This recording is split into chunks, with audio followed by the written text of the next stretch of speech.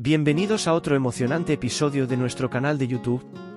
Hoy nos sumergiremos en un fascinante viaje a través del tiempo para explorar la intrigante historia económica de Santo Domingo durante los años 1500 a 1795. En ese periodo, la isla española desempeñó un papel clave en la colonización de América, siendo el epicentro del descubrimiento y la conquista. Sin embargo, a medida que el tiempo avanzaba, varios factores llevaron a la isla a una posición secundaria dentro del Imperio español en ultramar. Uno de los factores cruciales fue la desaparición de la población indígena debido a enfermedades, trabajos forzados y otros factores. A principios de 1550, solo sobrevivían unos pocos cientos de nativos. Para detener la emigración de colonos a otras partes de América, se importó mano de obra de indios caribes y esclavos africanos, lo que marcó un punto de inflexión en la historia económica de la isla. El primer intento económico en la isla fue la búsqueda de oro, un sueño compartido tanto por los colonos como por la corona española. A lo largo de las primeras décadas del siglo XVI, las actividades mineras se intensificaron, pero la producción de oro no cumplió con las expectativas iniciales. La obtención de metales preciosos se centró en la explotación de cobre, esmeraldas y perlas, pero el oro y la plata seguirían siendo los principales motores de la economía colonial.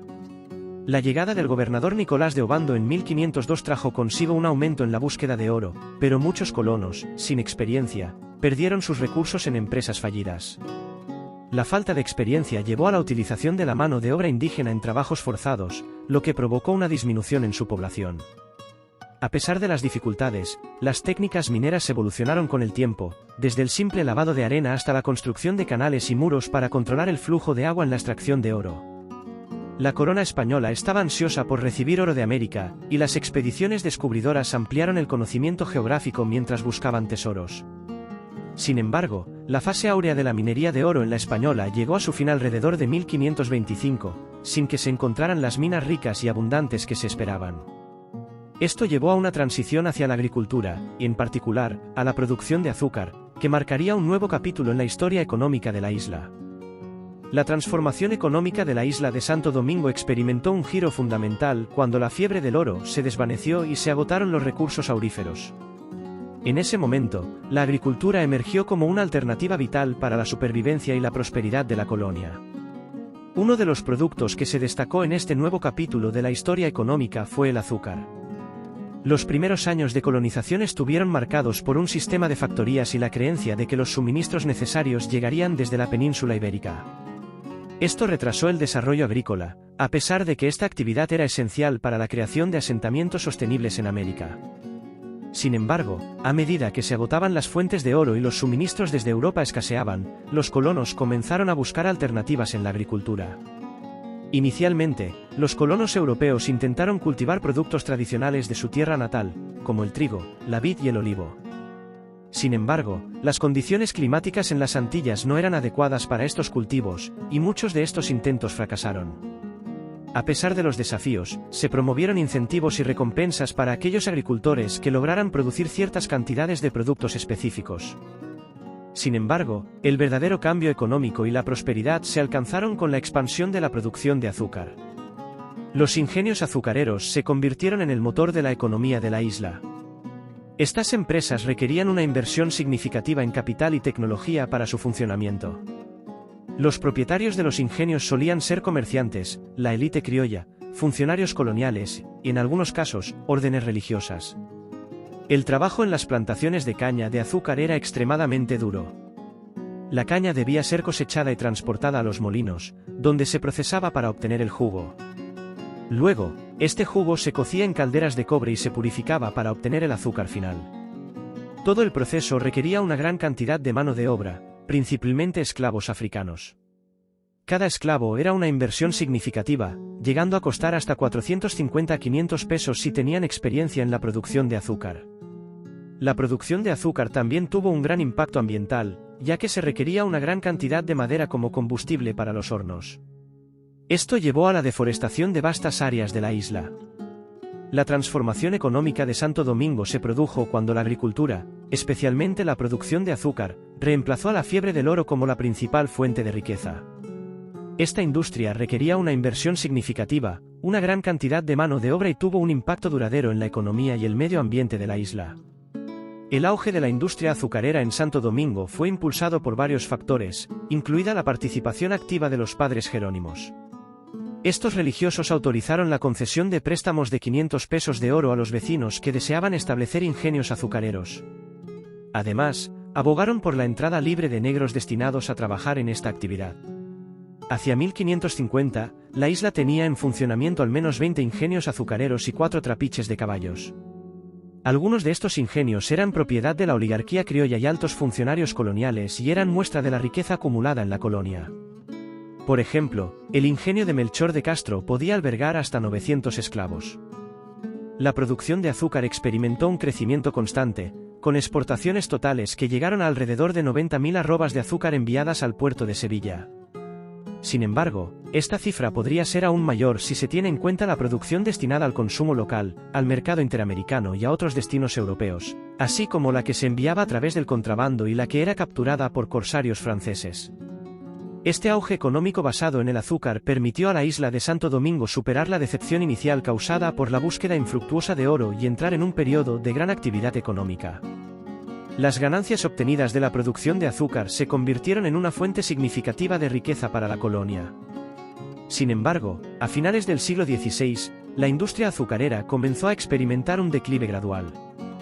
Varias razones contribuyeron a esta disminución, incluido el establecimiento de la carrera de Indias, que limitó el comercio de la isla a un solo puerto y 3 navíos, dificultades para adquirir esclavos negros, problemas de liquidez, inversiones en otras actividades económicas y la competencia del azúcar brasileño. A pesar del éxito de la industria azucarera, la corona española seguía teniendo preferencia por el oro y la plata como fuente de riqueza, ya que estos metales preciosos podían utilizarse para afrontar crisis económicas de manera más inmediata. Por lo tanto, a menudo se expresaba decepción en las remesas desde Santo Domingo cuando no se encontraban cantidades significativas de oro y plata en la carga de las naves, a pesar del éxito de la producción de azúcar. En la isla de la Española, se realizaron varios intentos para desarrollar la producción de trigo, pero estos intentos no tuvieron éxito debido a la excesiva humedad del clima. A pesar de los esfuerzos de la corona por lograr que el trigo creciera y se pudiera producir harina en la isla, esto no fue posible, y Santo Domingo siempre dependió de otras colonias españolas y extranjeras en América para obtener este cereal. Ante la falta de trigo, se optó por el cultivo de la yuca, un tubérculo del cual se obtenía el pan cazabe o pan de palo. Aunque su sabor era peculiar para los europeos, con el tiempo se acostumbraron a consumirlo. La falta de trigo y vino también afectó la celebración de la misa durante la Cuaresma. La vid tampoco se desarrolló adecuadamente en la isla debido a las condiciones climáticas inapropiadas. A pesar de los intentos iniciales de cultivarla, la producción de uvas y vino no prosperó en la Española, y la colonia continuó dependiendo de las importaciones de estos productos desde España y otras colonias.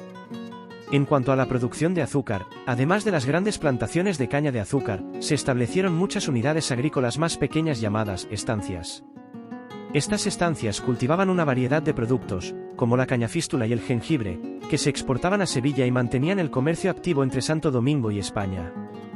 El jengibre, en particular, tuvo un desarrollo significativo y se convirtió en un artículo de exportación importante. En cuanto al palo Brasil, se intentó exportar este producto a Europa, pero enfrentó dificultades en el mercado debido a la competencia de otras fuentes de tintes y a problemas de venta. Finalmente, el palo Brasil de Santo Domingo no encontró un mercado favorable en el Viejo Mundo. En lo que respecta al ganado, la reproducción del ganado mayor y menor, como el vacuno, el caballar, el porcino, el ovino y el caprino, fue exitosa en la isla debido a los amplios espacios y pastizales disponibles.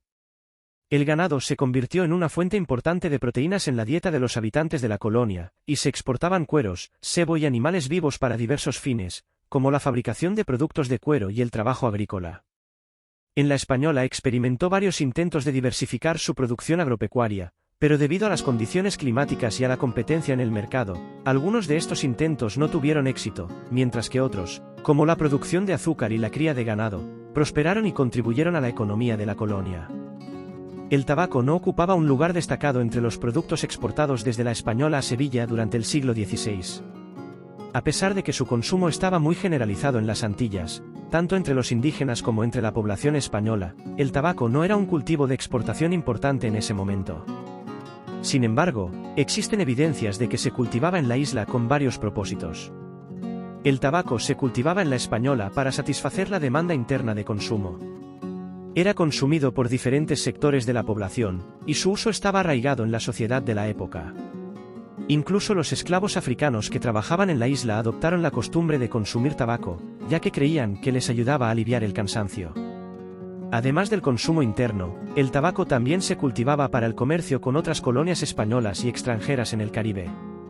Su fuerte demanda en los mercados europeos lo convirtió en un artículo de intercambio importante en el comercio ilegal con las naves extranjeras que llegaban a las costas de la isla. La importancia del tabaco como producto comercial quedó patente en una Real Cédula de 1606 que prohibía su siembra en las islas de Barlovento y Tierra Firme durante 10 años. Sin embargo, debido a la fuerte demanda europea, esta prohibición fue revocada 8 años después.